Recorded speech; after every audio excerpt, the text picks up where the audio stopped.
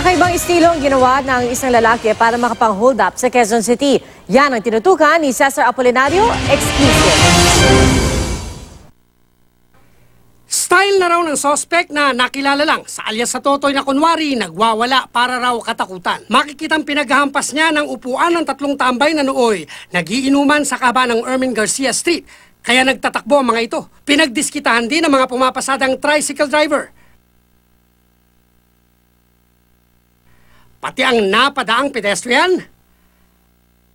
Maya-maya, jeepney driver naman ang kanyang pinagtripan. Pagkatapos, paglagpas ng jeep, hindi siya pinansin ng jeep.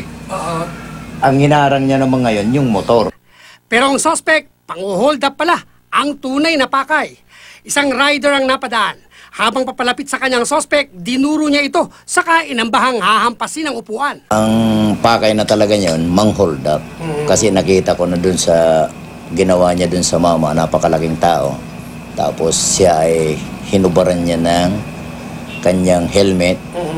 Tapos kinuha yung sling bag. Pero mismong suspect din ang pumulot sa helmet at ipinasuot pa sa biktima. Dahil di umalis sa kanyang pwesto ang biktima, muli siyang binato ng patakas sa suspect. Mahigit 3,000 pisong cash at isang mamahaling cellphone na laman ng bag ang natangay ng suspect. Nakilala naman po namin yung suspect na residente rin namin.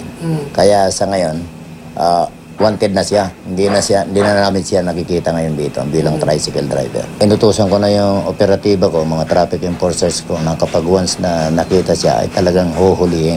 Cesar Apolinario, nakatutok, 24 oras.